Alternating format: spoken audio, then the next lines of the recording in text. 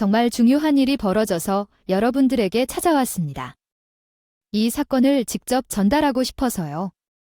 이 사건에 대해 여러분들께 이야기해도 괜찮을지 모르겠습니다. 이 사건은 사회적으로 상당한 파장을 일으켰고 몇 년 전에 어느 정도 언론에서도 다뤄졌던 사건 중 하나로 기억하시는 분들도 있을 것 같습니다. 법적인 책임을 물을 수 있기 때문에 겁을 먹어서 이렇게 함께 이야기하려 합니다. 익명으로 공유하는 사연이지만 용기를 내어보겠습니다. 특정 사건이 기억에 남으실 수 있어도 인물과 지명 등에 대해서는 얼버무리겠습니다. 여러분도 이해해 주시고 도와주시면 좋겠습니다. 저 또한 통쾌한 마음을 갖고 싶어서 개인적인 감정을 넣어서 작성하였습니다. 일이 있었기 때문에 이렇게 사연을 올리지만 겁이 나는 것은 어쩔 수 없네요. 그러니 지금부터 여러분들을 위해 제가 한번 용기를 내어서 서연을 줄줄이 적어보도록 하겠습니다. 부디 제가 누구인지 드러나지 않도록 기도해 주세요. 너무 거창하게 말씀해 무슨 이야기인지 궁금해하실 것 같으니 바로 시작하겠습니다.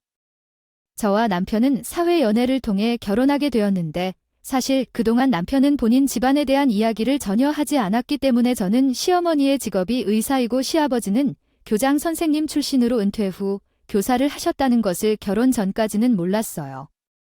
요즘 시대도 아니고 부모님과 결혼 전 이야기를 나눠보지 않는 게 일반적인가 봅니다. 의사도 상당히 향하는 직업이며 교사 또한 상당히 좋은 결혼 상대로 여겨졌던 직업입니다. 두 분의 만남이 참 잘 어울렸어요. 의사인 시어머니는 자신의 일에 대한 자부심이 매우 컸습니다. 제가 의사일지라도 그 정도로 자부심을 가질 수 없을 정도로 약간 심했어요. 의사로서 평생을 지내셨던 분이 몇십 년이 지난 지금까지도 그러한 자부심 속에서 생활하신다는 것은 대단한 일이었어요. 저와 남편은 그저 평범한 회사원이었던 시어머니는 자신의 아들이 전문직에 종사하지 않는 것을 조금 아쉬워하셨습니다. 그러나 솔직히 말씀드리자면 남편의 마음이 이해되었어요. 아버지로부터 평생의 기준을 배우고 의사인 어머니로부터 압박을 받으며 살아온 저는 평범함에 목이 말랐을 것입니다. 아무튼 남편과 저는 결혼을 했고 저도 또한 평범한 회사에서 일하고 있습니다. 시어머니는 이 사실에 무척이나 실망하셨지만 오히려 시아버지는 평범하게 살면 말년에는 편안할 것이라고 말씀하셨습니다. 시어머니는 저에게 신전을 주려 할 때마다 시아버지가 그러지 말라고 말씀하신 적이 있었는데 그런 모습을 보며 저는 든든한 아군을 얻은 기분이었습니다. 어쨌든 전하고 싶었던 이야기는 결혼 이야기가 아니라 우리 시어머니에 관한 것인데 시어머니는 원에서 오랜 시간 동안 일을 해왔기 때문에 단골 환자들도 많았고 꾸준히 유명했습니다. 어느 날 시어머니가 저와 남편, 시아버지와 함께 밥을 먹는 자리에서 갑자기 개원을 하고 싶다고 선언하셨습니다.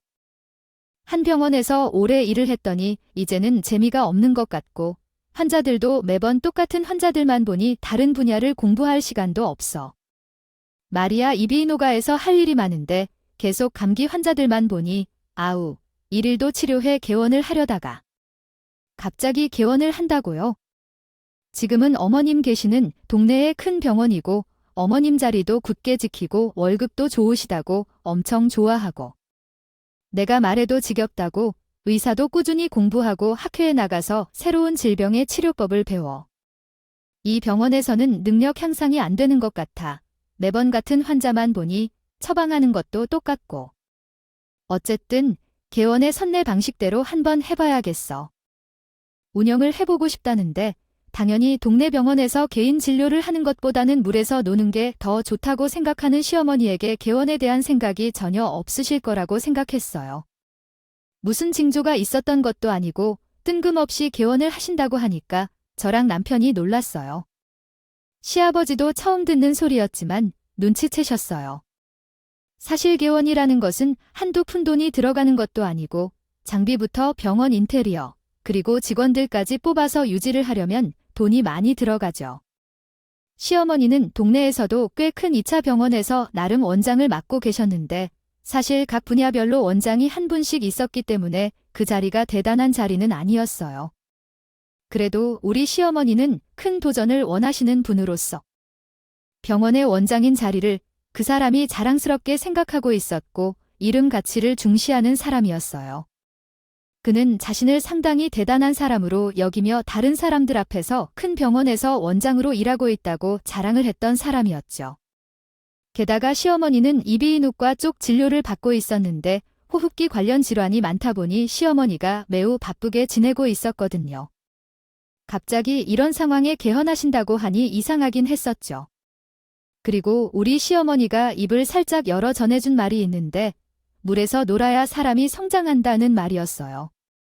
본인의 동료들이나 후배들이 개원을 하겠다고 할 때마다 시어머니는 입을 삐쭉 내밀고 좁은 물에서 놀면 안 된다고 하곤 했거든요. 요즘 젊은 의사들은 그렇지 않다고 생각해요.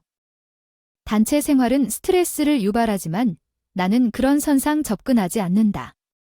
적어도 단체 생활을 하면서 동료들과 서로의 연대감을 느껴야 진정한 의사가 되기 위해 큰 병원에서 일해야 한다고 생각해.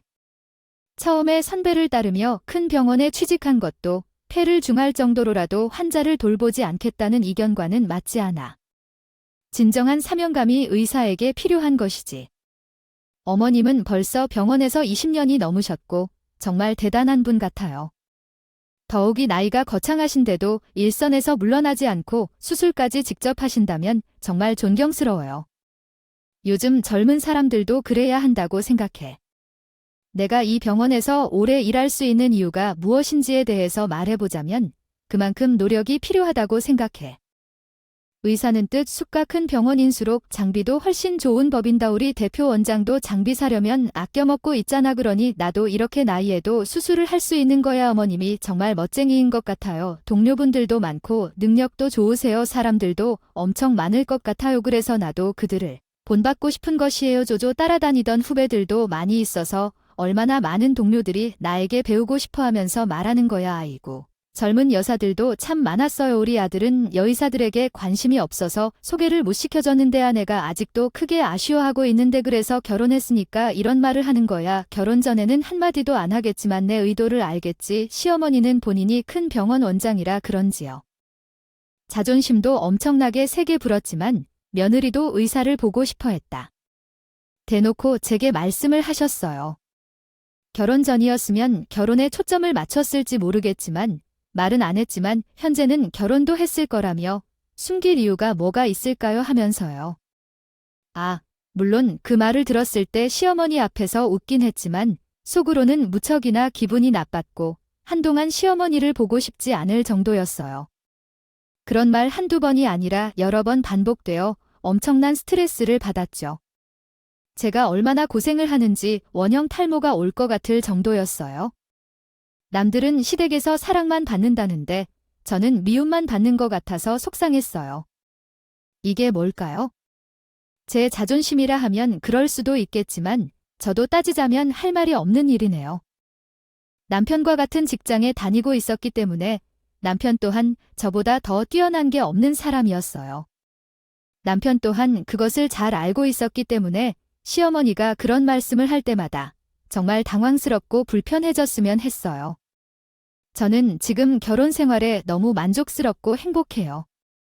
우리 이미가 얼마나 대단한 사람인데 어머니가 계속해서 이미에게 무슨 말씀을 하면 저는 진짜 집에서 고개를 들고 다닐 수 없게 되겠죠. 그러니까 이제는 의사 며느리 관련 말씀은 그만해 주세요. 내가 얼마를 했다고 그러더라. 아들을 키워봐야 소용없다는 말이 이런데 쓰는 것이구나. 결혼하고 나면 며느리만 편하게 하려는 것이고 아유 그 말이 정말 어울리네요. 그러니까 아들이 결혼해서 밥 먹고 두 다리 뻗고 자길 바란다고 해도요. 그러한 말씀은 그만하셔야죠. 제가 본가에 있을 때 집에 돌아가면 정말 불편해서 죽겠어요. 남편이 장난으로 시어머니께 한두 마디씩 툭툭 던져주면 시어머니의 얼굴이 일그러지고 제 기분은 훨씬 나아지죠. 그래도 남편이 제 편을 들어주니까 시댁에 가는 것은 무서울 것도 겁낼 것도 없었지만 언젠가는 시어머니에게 통쾌한 복수를 하고 싶다는 생각을 지울 수 없었어요. 시어머니도 웃긴 게 남편 깜냥이나 뭐 의사를 만날 땐 깜냥도 아닌데 우리 시어머니만 보고 어떤 의사가 남편에게 시집을 오려고 할 것처럼 생각했어요. 시어머니가 어떤 후배 의사들에게 선망받는 의사라 해도 결혼 생활은 시어머니가 아니라 남편과 함께 하는 것이니까요. 아무튼 시어머니가 개원을 한다고 이야기하고 얼마 지나지 않아서 다시 황당한 이야기를 했어요. 전에 들은 이야기인데 지금 생각해도 솔직히 놀랄 만한 일이었습니다. 시어머니가 당연하다는 의미를 제와 남편에게 전해주며 이런 말씀을 하셨어요. 내가 이번에 개원을 할 거잖아. 보통은 의사 집안의 딸을 시집 보내면 선물을 보내거나 하잖아. 그런 것을 요구하지는 않을 테니, 그래서 말이야. 이번에는 다른 것도 없는데 내가 개원을 하는 거니까 사돈집에서는 무엇을 해주실 것인지 물으시더라고요. 네, 저희 친정에서 어머니께 무엇을 드릴까요? 지금 말씀하시는 게 병원 가실 때 화환이라도 보내야 한다는 말인가요? 화환이 뭔지 설명해 주실 수 있나요? 촌스럽게 의사 사돈이 계시면 당연히 오고 가는 게 있어야 하는 것 아닌가요? 화환은 선물이 아니에요. 선물을 준비해야 와라의 이거야 정말 해야 하지 않겠뇨. 요즘 병원에 공기청정기는 필수라고 하더라. 그러면서 저에게 공기청정기 모델을 보여주시는데 아이고 100만 원이 훌쩍 넘는 비싼 모델을 보여주시는 게 아니겠어요. 놀라서 눈을 크게 뜨고 시어머니를 바라보았죠. 아이고 시어머니는 이 정도가 뭐가 대수냐는 식으로 저에게 이 정도 성의는 다 당연히 보여주어야 하는 거라고 말을 했어요. 아니, 누가 성의로 100만 원이 넘는 모델을 선물하고 저희 친정집이 뭐 잘 사는 집이라면 제가 말을 안 하겠는데 저희 친정이 돈이 넘치는 집도 아니거든요. 이쯤에서 저희 친정 이야기를 좀 해보자면 저희 집은 방앗간을 운영하고 있었는데 꽤 오랜 시간 전통적인 방법으로 운영을 해오셨었어요. 유명한 떡집은 아니었지만 한자리에서 꾸준히 전통을 지켜온 덕분에 단골 손님이 많은 떡집이 있습니다. 저희 할머니께서 처음 떡집을 시작하신 후로 며느리인 저희 어머니께서 물려받아 오랜 시간 동안 자리를 지켜오셨어요. 부모님께서는 떡집을 운영하시면서 돈을 벌기 위한 장사뿐만 아니라 대대손손 전해온 전통을 유지하시는데 더 많은 노력을 기울이셨습니다. 요즘은 떡을 기계로 만들어주고 맺히기도 하지만 부모님은 전통적인 방법을 고수해 일일이 수작업으로 만드셨어요. 이 때문에 몸이 피로하셔서 몇 차례 병원에 입원하시기도 했고 몇 번이나 떡집을 쉬어야 할지도 고민하셨지만 집안 일만큼은 포기하지 않으셨습니다. 떡집의 문을 닫는 그날까지 전통을 잊지 않으시겠다고 하셨죠. 아무튼 저희 부모님께서는 떡이 남으면 고아원에 기부도 하시고 남들을 위해 봉사도 열심히 하셨고요. 내 돈을 벌어야겠다는 생각은 별로 하지 않으셨어요. 생계가 유지될 정도면 충분하다고 생각하셨죠. 만약 돈을 벌고 싶었다면 요즘 유행하는 퓨전떡을 만들어서 파셨는데 그런 것도 전혀 시도하지 않으셨거나 넉넉했던 것은 아니었는데 시어머니가 원하는 100만 원이 넘는 공기청정기가 별거 아니게 여겨질지 모르겠지만 저희 부모님께서는 아니었다고 말입니다. 저는 당연히 시어머니가 얼토당토안한 걸 요구한다고 생각했기 때문에 친정 부모님께 이 사실을 알리지 않았어요. 그랬더니 노망이 난 건지 이 놈의 멋대로 했더라고요. 시어머니께서 직접 저희 친정 부모님께 연락을 하셨다는 것은 알기예요. 예전에는 며느리한테 말을 전해주셨을 수도 있겠지만 오랜간 소식이 없다 보니 이렇게 직접 연락을 드려야겠어요. 이번에 제가 원하면 병원에 가야 된다고 생각해요. 오랜 시간을 한 병원에만 머물러 있어서 제 능력이 점점 떨어지는 것 같아요. 시어머니께서 축하의 말씀을 해주셔서 감사하고 말씀보다는 성의를 좀 더 보여주시면 좋겠어요. 친정 어머니께서 저에게 직접 연락이 오셔서 시어머니에게 전화가 왔다는 내용을 알려주시지 않으셨더라도 생각지도 못했던 일이에요. 사도 어른이 나한테 전화해서 개원하는 성의를 보여주라고 해주셨어요.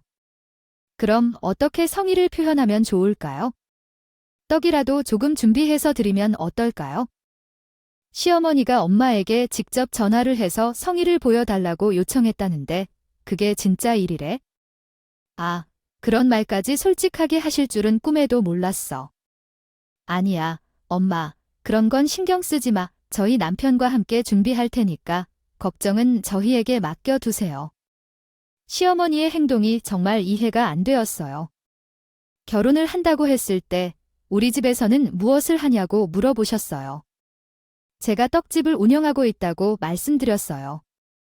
그때 난색을 표하시며 떡집 방앗간을 말하는 거냐 하시더라고요. 자기 형편을 무시하시는 건 언제나 그랬고 자기가 필요할 때는 심지어 집조차도 운영해야 한다고 하니 웃기네요. 우리 집 형편은 분명히 아시는 분인데 본인이 훨씬 더 지갑이 풍성하다는 걸 아시면서 뭐 하나 더 꺼내 먹으려고 하는 게 이해가 안 가요? 제가 친정집에 있을 때는 그냥 가만히 계시면 되겠지요. 그래, 나도 기대하고 있어요. 보고 싶은 마음이 굴뚝 같아요. 물론 제가 바쁘게 되어 애를 돌볼 시간이 부족하겠지만 요즘에는 학원도 많고 하니까 그런 건가요? 아이를 가질 생각이 언제쯤 이루어질지 의사소견으로는 1살이라도 어려서 아이를 낳는 것이 회복에도 도움이 된다고 하고 아이의 건강에도 영향을 준다고 합니다. 아직은 둘 다 맞벌이로 일을 하는 게 먼저라는 생각이 들어서 자녀 계획에 대한 대화를 나눈 적도 없고요. 아이를 가질 마음이 전혀 없는 건 더더욱 아니에요. 조금만 기다려주시면 우리도 어느 정도 기반을 마련하고 아이를 가지려는 노력을 하겠어요. 그 기반에 다실 게 뭐가 있을까요? 일단 아이를 가지면 어떻게 낳고 키울지 고민하는 거지요. 예전에는 모든 일이 방앗간에 일어난다고 쑥덕거렸는데 이젠 그렇지 않아요. 방학 동안 집에서 둘이서 아이 하나 키우고 있는데 그 아이를 못 데려다 줘서 너한테 다 정신없는데 어디 있어? 문제 있는 건 아니야. 나는 의사니까 의학책이야. 너한테 속일 생각도 없고 막말하기 싫어. 방학 동안 집에서 딸 키우는 척하면서 느긋하게 이야기하는 건 괜찮아요. 근데 너한테 나쁜 얘기하거나 수치스러운 얘기해서 미안해하게 만들 정도로는 아니었어. 내가 너희 집 가면 너무 답답해서 죽겠다. 요즘 보면 떡으로 케이크도 만들고 말야. 그러니까 뭐든 다 하는 것 같더라고. 너희 집은 어떤 전통이 있는지? 매일매일 손으로 치고 칼에 떡 만들어 먹는 거 알지? 그게 얼마나 유행하는지. 그런 떡은 마트에서도 싸게 팔잖아. 우리 할머니부터 내려오는 전통을 고수하고 계신 거야? 퓨전떡 같은 걸 많이 만드시는 거야? 팔아먹다 보니까 권유까지 해봤었는데 우리 부모님께서는 떡은 떡다운 맛이 있어야 한다고 전통을 고지하시고 계십니다. 그렇게 고집을 부리는 것으로 누가 칭찬을 해준다고 해도 요즘은 떡에 과일을 넣는다는데 이런 것을 따라가야 한다고 생각해야겠죠. 그래서 만년 동안 그 자리에서 장사하고 계십니다. 어차피 알아서 떡 장사를 하실 텐데 떡집 운영에 대해 무엇을 하시겠다고 그렇게 간섭을 하시는 건지 모르겠네요. 이건 해도 선이 너무 나간 것 같아요.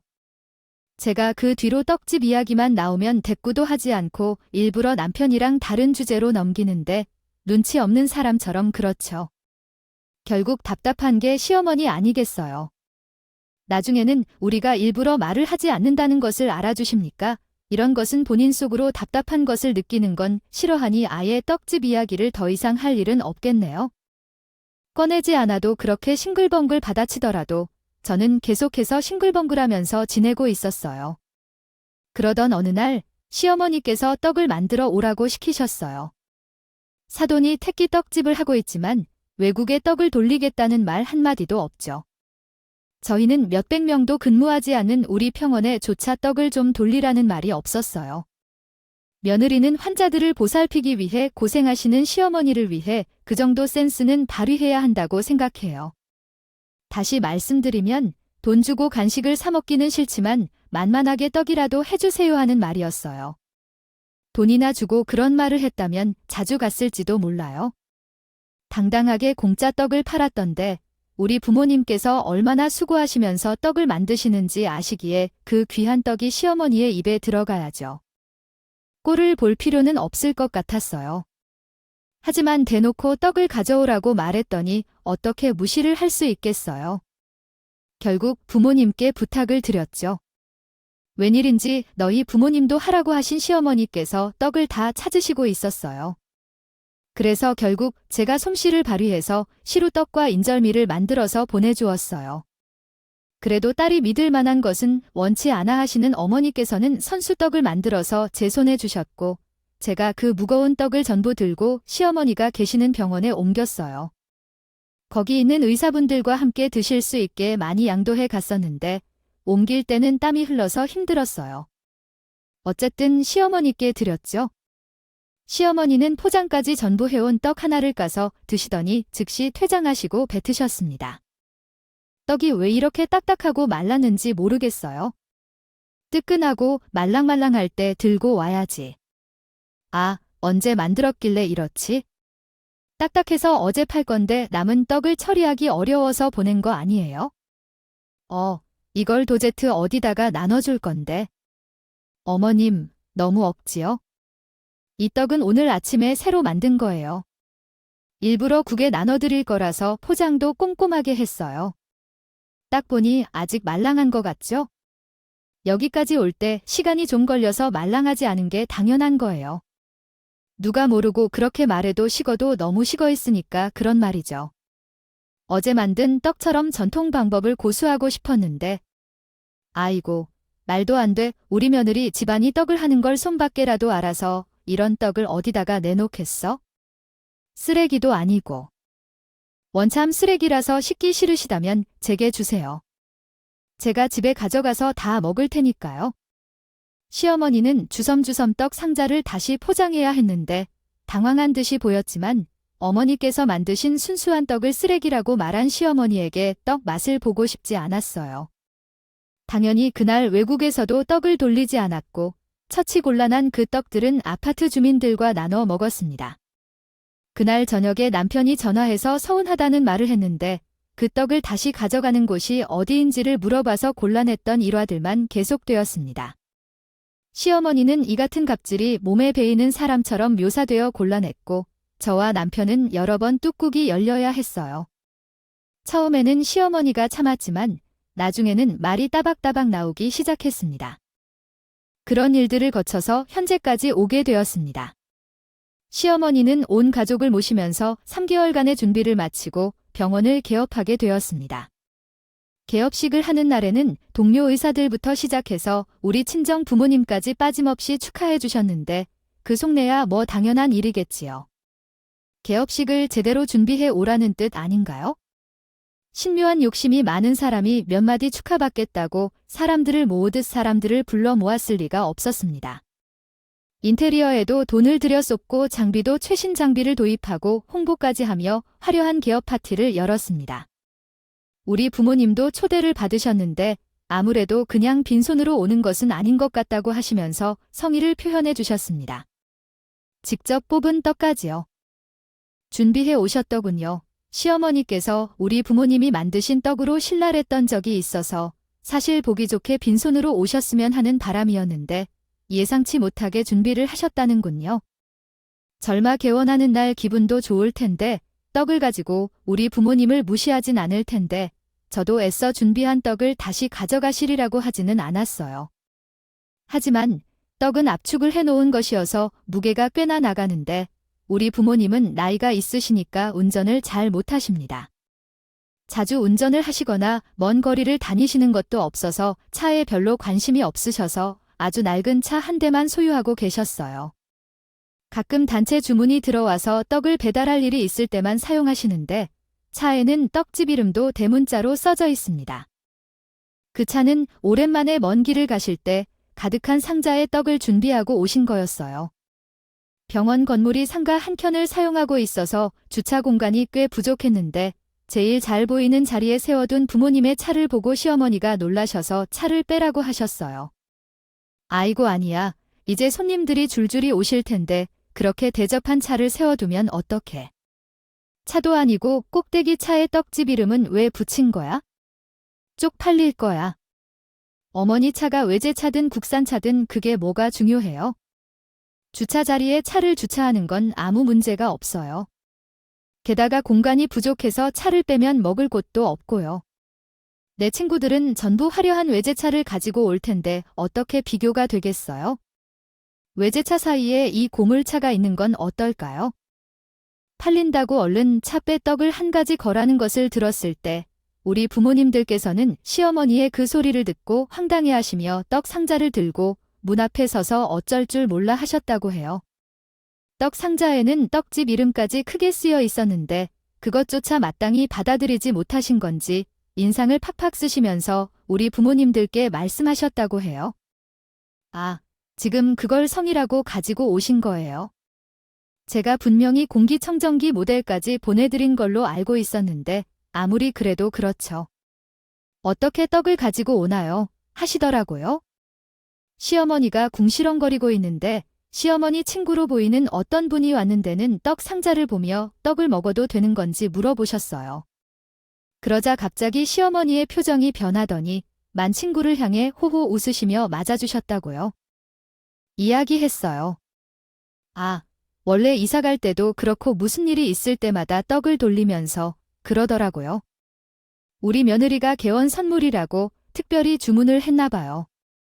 아니, 얘가 이렇게 나를 잘 챙겨주니까 아저씨, 그거 거기다 두고 가시면 돼요. 떡은 저희가 알아서 먹을 테니까 문 앞에 두고 가세요. 그러면서 저희 부모님께 축객명을 내리는데 순간 저랑 남편 얼굴에 경악이 가득하게 물들었어요. 지금 저희 친정아버지 보고 배달 기사한테 말을 하듯 아저씨한테 감히 실화인가 싶더라고요. 아무리 본인이 의사인 걸 자랑스럽게 여기고 남을 깔보고 무시하는 사람이 있을지라도 사돈에게 자저씨가 뭐해요?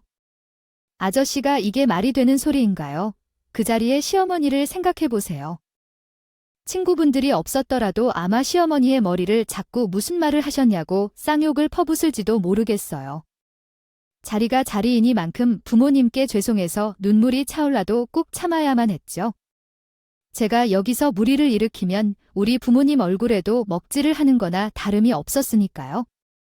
그렇게 조용히 화를 삭히려고 애를 쓰고 있는데 시어머니의 말이 끝나기가 무섭게 우리 어머니께서 병원 밖으로 나가신다고 해서 저는 부모님께서 상처를 받으신 것 같아 너무나 속이 아팠고 정말 그때의 기분은 어떻게 표현해야 할지 모를 정도로 혼란스러웠어요.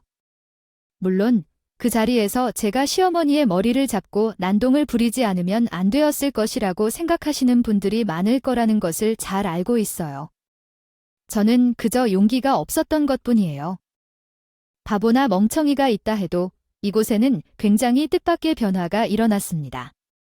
속 터져나갔다고 생각했던 시어머니께서 돌아오셨는데 손에는 떡상자 하나 더 들고 병원 문을 열고 들어오시면서 만활촌스러운 미소를 띄우며 사돈과 시어머니를 부르셨어요.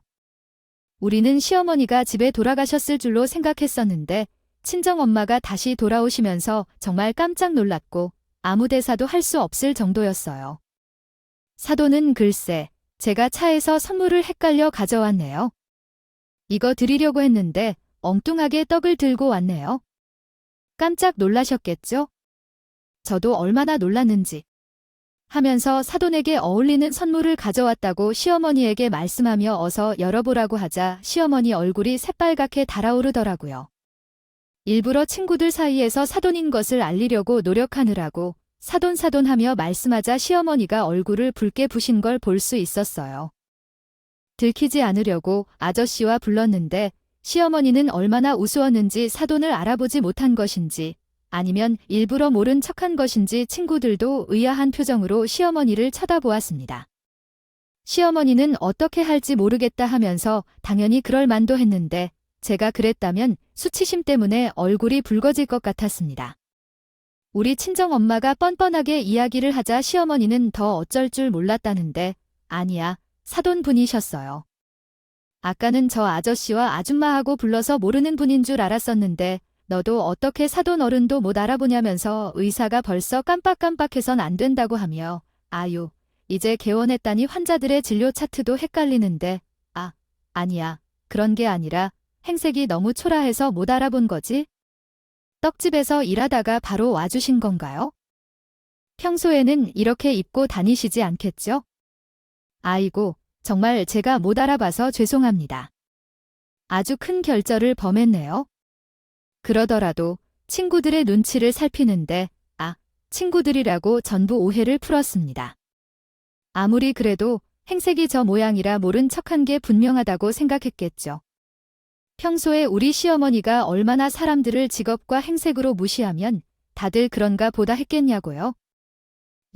아무튼 대놓고 행색을 타령하며 못 알아본 것이 당연하다는 듯이 이야기를 했었지만 친구들에게 호호 웃으며 한마디 더 했다더라고요.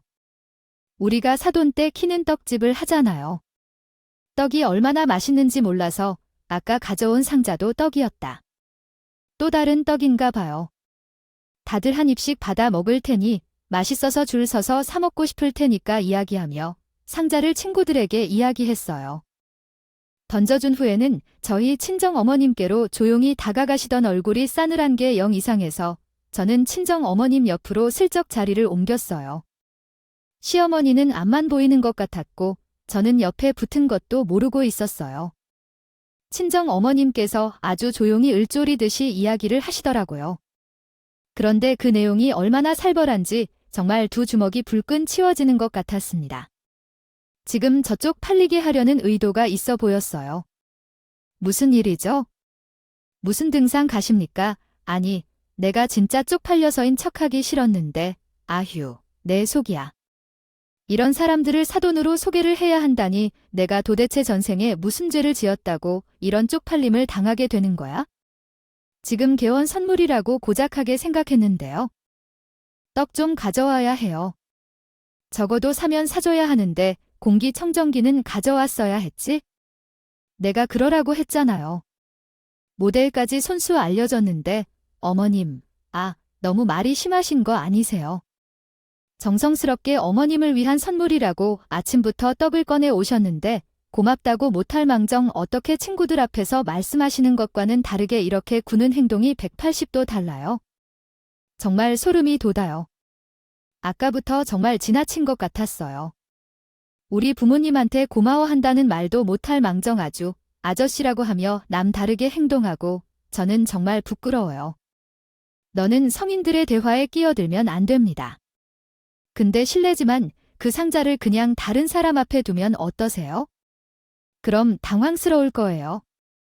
제대로 된 선물을 준비하겠습니다. 들고 온 거거든요. 뭐라고요? 이젠 떡이 아니에요. 엿가락 팥이나 봐. 전통을 고집하네. 뭐하네. 하더니 역시 돈 쫓아가게 되어 있지? 먹는 여 말고요. 이 가운데 손가락을 들면 이거 말입니다. 친정 엄마가 가운데 손가락을 확 찍혀 올리면서 시어머니에게 엿을 날리는데 저도요. 친정 어머니께서 그렇게 욕을 하는 걸 처음 봐서 입이 벌어졌어요. 물론 마음 한구석이 엄청나게 뛰어 있었어요. 뭔가 싶어서 고개를 내밀고 봤죠. 사람들이 한데 모여 웅성거리는 걸 보면서 우리 친정어머니는 의기양양한 표정을 짓고 시어머니는 무슨 일인가 싶어서 영문을 모른다는 얼굴을 하셨어요. 사람들이 모여있는 곳 가운데를 보니 친정엄마께서 상자를 두 번째로 들어왔을 때 이미 열려 있었습니다. 그러나 그 안에 담겨 있는 것은 떡이 아니라 서류와 사진 등의 물건이 가득했을 겁니다. 친정어머니는 팔짱을 끼고 거만한 태도로 계셨고 시어머니와 나는 상자 안의 내용을 자세히 살펴보기 위해 가까이 다가갔습니다. 그러자 정말 놀라울 정도로 여러 가지 물건이 가득 들어 있었어요. 남편은 놀라며 사진과 서류를 들춰보고 있었는데 옆에 있던 시어머니는 몸을 부들부들 떨고 표정도 확 뚫어져 있었어요. 나 역시 떨어져 있는 사진을 주워 살펴보았는데 정말 이상한 사진들이 가득했습니다. 시어머니가 수술복을 입고 수술실에 들어가 있는 사진부터 시작해서 멀리서 지켜보고 있는 듯한 사진까지 다양했어요. 그리고 어떤 사진에는 어떤 남자에게 돈 가방을 들고 있는 모습도 나와 있었습니다. 받는 사진도 있고 젊은 의사들을 세워두고 혼을 내고 있는 듯한 사진도 있었어요. 그 뒤에 시어머니가 의사들에게 발길질을 하고 있는 사진도 있었고요. 무슨 드라마에서나 볼 법한 장면들이 찍혀 있는데 저는 이 사진들의 주인공이 전부 시어머니라고 믿지가 않았어요. 본인이 자신의 일에 엄청난 자존심을 부리던 사람이 뒤에서는 이런 나쁜 짓을 했다는 건가 하는 의문이 들었는데 제일 이해가 가지 않은 사진은 수술실 사진이었어요. 그러나 시어머니는 그 사진을 보자마자 소리를 질러며 뒷걸음질을 쳤고 동료들은 하나같이 사늘한 눈으로 시어머니를 보더라고요. 더군다나 활용점점 웬 아주머니께서 피켓 같은 걸 들고 시위하고 있는 사진까지 있었는데 아휴네 막을 아는 사람들도 있는지 다들 시어머니를 보며 혀를 찰싹 차니 시어머니의 얼굴은 찡그리고 입을 바르르 내리신다. 그때 우리 집의 어머니께서 고함을 치셨다. 이 사진들은 어디서 구했어? 제정신이 있지? 지금 누구의 명예를 훼손하려는 거야? 이런 사진들을 공개하다니. 당장 말해, 누가 이런 사진을 공급했냐? 내부 고발자가 누구냐고. 당장 지워. 이 사진들은 전부 조작된 것이라고 말을 해. 어디서 가져왔는지 말이야. 수술실 CCTV 반출이 금지되어 있는 걸 몰랐나? 그래, 이걸 가져온 책임을 알아라. 내 양심 있다면 나에게 법적 책임을 물으며 소송을 걸어봐. 못할 거야. 이 일은 다 내가 저질렀다는 걸 알아? 환자를 치료할 듯한 척하며 자신의 자존심만 챙기고 뒷면에서 냄새 나는 비리를 저지르고 있었지? 어디서 청렴한 척을 하는지? 유들 속에 어둠의 비리가 숨어 있잖아. 의사인 척하고 있어. 뭐가 저로 썬 뜻을 했나? 이런 길들이 날 몰고 갔나? 날 쫓아내려고 의도한 사람들이 날 모르겠다 취급하는 거야. 역시 내가 지난번에 찾아간 곳에서 떵 주는데 물러선 적이 있을 때 그리고 날차가 이렇게 놓치면 모를까? 아이고 이건 모두 당신이 놓친 거래요. 친정어머니가 너무든 기쁘게도 이야기를 시작했어요. 시어머니가 가끔씩 나에게 면은 내가 떡집을 하는데 떡이라도 반납해라 하는 말 안 왔을 것 같아요. 한번 내가 우리 떡을 가지고 쓰러져 무너진 이후로 그런 요청은 듣지 않았고 오늘 아침 떡을 반납해라고 한 적이 없어요. 하지만 우리 시어머님이 어떤 사람입니까? 나는 듣지 않았기 때문에 의도적으로 우리 친정어머니에게 연락해 직접 떡을 좀 가져다 주시겠다고 말씀하신 거예요. 딸이 구박받는 모습을 죽어도 보기 싫어하시던 어머니께서는 떡을 준비하여 외국에 가져가시기로 하셨고 저는 당연히 꿈에도 몰랐죠. 친정어머니께서도 제가 속할까 봐 말씀하지 않고 직접 배달을 하러 가셨던 것이었습니다. 어쨌든 친정엄마는 딸을 생각하여 떡을 가져가신 후 문전박대를 당하셨던 것이었습니다. 시어머니는 떡을 먹고 싶어서가 아니라 문전박대를 하고 싶어 하셔서 저희 친정엄마께 떡을 준비해오라고 하신 것이었고요. 어떤 사람이 그런 일을 당하면서도 친정엄마를 생각하시는 거예요? 우리 집안을 무시하는 행동이 일상인 시어머니를 위해 그런 짓을 하다니 너무나 마음이 아팠죠.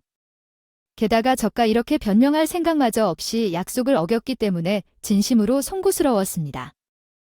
그런 일을 겪으면 기가 죽거나 주눅이 들어야 하는데 그러면 그럴수록 무슨 잡초처럼 더 일어섰습니다. 그래서 시어머니는 눈꼬리를 시끄럽게 내리고 더 짓밟아서 길을 못 펴게 만들어야지. 이게 목표인 사람처럼 그렇고요. 그러면 그럴수록 저와 남편 사이는 더욱 단단해졌고 그 모습 또한 꼴싸 나오네요. 아무튼 엄마는 애써 만든 떡을 힘들게 가지고 갔는데 문전박대를 당했으니 얼마나 열받았을까요? 태학병원도 아니고 단지 동네 2차 병원인데 그런 일이 생겨서 꽤 의아하게 생각하셨다고 하네요. 근데 글쎄 하늘이 나를 도운 건지 뭐지 병원 입구 앞에서 피켓을 들고 1인 시위를 하는 아주머니가 있었다고 해요. 아 왠지 문전박대를 당한 것 같아서 떡을 좀 나눠주었습니다. 아줌마 하나가 나를 붙잡고 소개를 하더니 경비들이 싸우는 아줌마가 가려워서 떡을 드리고 가벼운 이야기를 하게 됐대요. 그랬더니 그 아줌마가 하는 말이 괴상하다니까요. 아니요, 우리 아들이 병원에서 이비인후과 비강 수술을 받았어요. 동네 개인 병원에서 할 수 있는 수술이었지만 그래도 큰 병원에 와서 고졸이지만인 사람을 직접 찾아가서 수술을 부탁했다고요. 근데 글쎄 우리 아들의 수술이 잘못된 거예요. 어이쿠, 의료사고가 난 거예요. 아이고, 간단한 수술이라면서 왜 그런 일이 생긴 거죠? 내가 말한 그대로 한 말입니다. 뭐가 있었길래 사고가 났느냐? 그 CCTV 좀 보여달라니까요.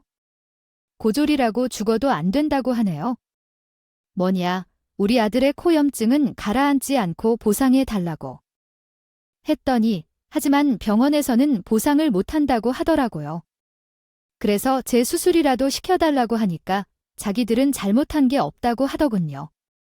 우리 아들의 살성이 문제지 수술이 잘못된 게 아니니까 제 수술도 못 해주겠다는 겁니다. 글쎄 아주 발뺌을 해대는데 아이고 해도 너무 안 해. 코를 그렇게 망가뜨려 놨으면 아이가 어떻게든 다시 회복을 시킬 생각을 해야지. 그런 나쁜 놈들이 의사란 직함을 달고 있다고요. 정말 속상해서 원아이, 그래도 여기가 큰 병원이지. 몇 건물도 통째로 쓰고 의사도 여러 있고. 이런 병원을 상대로 내가 어찌 소송을 걸겠어요. 돈도 없고 어쩔 수 없이 보상이라도 받아보고자 이렇게 피켓을 들고 이른 시위를 하고 있어요. 하는 사람이라도 있으면 참 좋을 때 그 순간에 친정 엄마는 시어머니지요. 생각이 급하게 나더라도 그래도 의사니까 무슨 보상이나 해결책이 있을 거라고 생각했어요. 엄마는 어느 의사한테 수술을 받은 거냐고 별 생각 없이 물어봤는데 그 아줌마가 우리 시어머니의 이름을 급하게 말하더랍니다. 수술 경력도 오래됐다고 해서 믿었는데 아이쿠 간단한 수술이라니요. 코로도 못 쉬어요. 피가 멈춰서 이걸 어떡하면 좋아. 친정어머니는 심성이 또 여리하고 착하신데 그냥 넘어가기에는 그 아줌마의 집안 형편 이야기도 듣고 해서 마음이 쓰이더라고요. 그래도 사돈이 이야기해봐도 되지 않을까 싶어서 큰맛을 내어 다시 한번 외국으로 발걸음을 돌리게 되었거든요. 그런데 그때 우리 시어머니가 진료를 보는 방 앞이 엄청 시끄러웠는데도 코빼기도 안 받고 시어머니가 고함치는 소리만 마구마구 들려왔어요. 들리더라. 어떤 일이든 강하게 생겼다고 생각하며 유리문 사이로 살짝 엿보기를 시작했는데 그때 시어머니가 몇 명의 후배 의사를 한 줄로 세우고 발길질을 하고 있는 모습이 보였습니다. 언제까지 그 앞에서 시위하고 있는 옆편에 있는 애를 놔둘 생각이냐고 하나 더 이상하거나 잘못을 했다며 피해야겠다며 곤란하게 말하며 지체 없이 치워 그러면서 발로 후배 의사들을 차기 시작했습니다. 친정어머니는 놀라서 몰래 영상을 찍으셨는데 그 순간 가슴이 두근거리면서 빨리 몸을 숨겼습니다. 그때 시어머니 방에서 나온 의사들이 시어머니를 뒤따르며 얘기할 때 드러나 버린 거죠. 스스로 실력도 없다며 세력만 유지했던 모습과 우습다며 콜 중독으로 손까지 떠는 건 알고 있죠. 아, 이번 의료에 대해서요. 사고라는 것도 그런 이유 때문에 나한테 일어난 거예요. 이전에는 수술도 후배들에게 맡기는 일이 있었잖아요. 이 아이는 빨리 그만뒀으면 좋겠어요. 진짜 그런 인간을 원장이라고 모시고 살아야 하는 게 정말 극한 직업이에요. 대리 수술을 하는 건 좀 창피스러울 텐데요.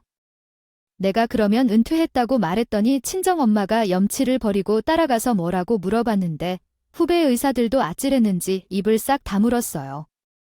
그래요. 그 이후로 개원을 준비하고 있는 거죠.